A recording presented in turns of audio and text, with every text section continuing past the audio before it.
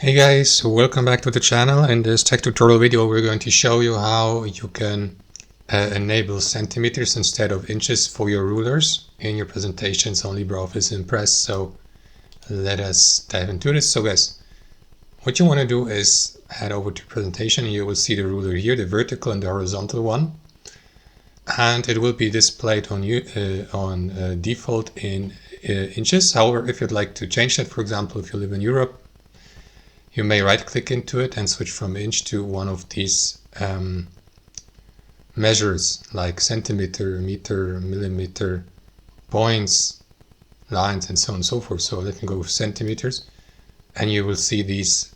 You will see the ruler change its appearance to centimeters, and you can do this for the vertical one as well. That's it. Thanks for watching. Hope you enjoyed it, got some value from it, and we'll see you next time on our channel.